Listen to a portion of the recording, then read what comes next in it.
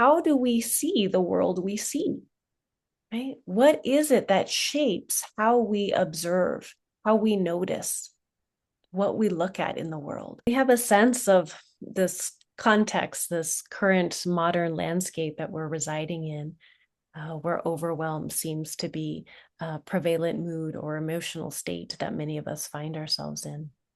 And one of the aspects that we look at Newfield, one of the meta models that we look at is the OR model. When we begin to recognize that we are dissatisfied with our results or with the reality that is currently arising, in modern times, we tend to have an automatic, almost visceral response to immediately looking at our actions, at our behaviors. What are we doing? And so when we don't like our results, when we don't like our reality, our tendency, our default mode is to immediately look at action. And while looking at action can provide some kind of change or some kind of relief, it's often limited in its shift that it provides.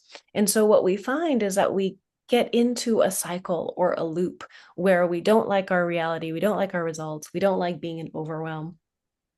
We tried to work a little harder, we tried to do a little more, we put some effort in, or we tried to do a lot more, but it's within that same frame that we're holding. And so we find ourselves in this kind of unceasing loop, sometimes a spiral that can burn us out quite a bit. And I would like to say that often this isn't just our own individual pattern that we find, but it's actually a pattern of modernity, of today's time. So what we've been doing here at Newfield for the past 35 years is inviting people to zoom out, to actually take a step back. And we recognize that when we just look at actions, we're limited in what is possible. But there's another possibility. There's another opening of what we as humans can do. And this is the possibility that Newfield has really been exploring with so many folks from around the globe. And it's just so exciting to see what happens when we look at this new possibility. Our invitation at Newfield here in our ontological work is to actually look at the observer.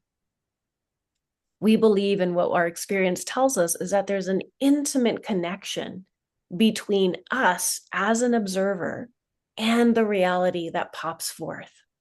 So when we begin to see this link between us as an observer and reality, we can actually go to explore what constitutes the observer. How does the observer come to be the way that it is? Another way to say it would be, how do we see the world we see? Right? What is it that shapes how we observe, how we notice, what we look at in the world?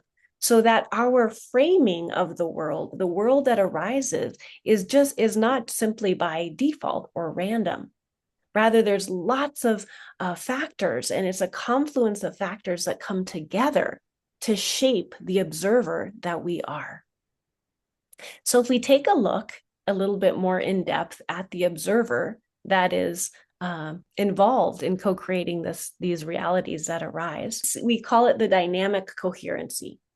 And the dynamic coherency is all of these different factors that come to play to then shape the observer we are and the reality that arises.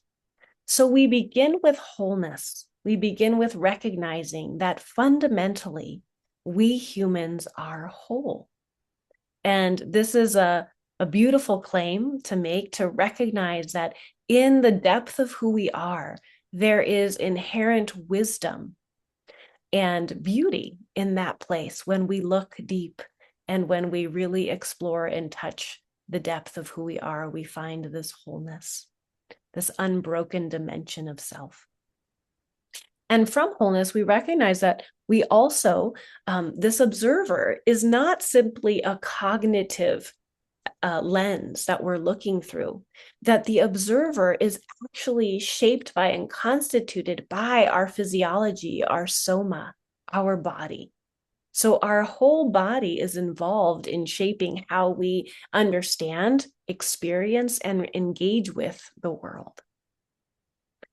Another facet is we have our emotions. We recognize that the world is not the same world when you're in love or when you're really enraged. Right? When you're enraged, most often, right, the world shows up as an obstacle. It shows up as something that, right, it's a particular world that arises. When we're in love, people often talk about the rose-colored lenses. We have a sense of, oh, everything's great. It smells like roses and we're floating on air, right? The world changes as we shift our emotional state.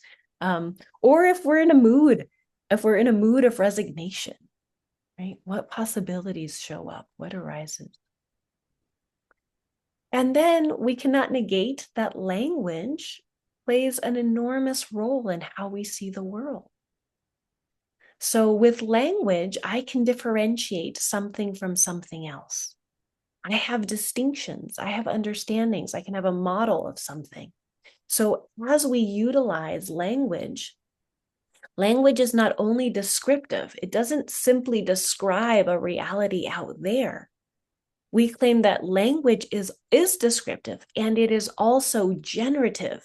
Language can actually create new possibilities. So often we're like a fish in water. We don't really see the language or notice the language. But when we place attention to what language are we using? How? What are the speech acts that we engage with? Do we make promises, requests, offers? And what are the narratives, the discourses that we are a part of, that we have inherited perhaps, or that we are creating for the future? So the linguistic component is also very relevant in shaping how we observe the world. So language is another facet. And then for today, I'll share one more facet, which is culture. We recognize that each one of us lives in multiple cultures.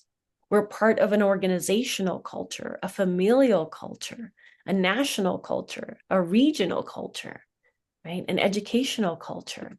So we belong to many cultures, and we recognize that those cultures impact how we have become who we are today.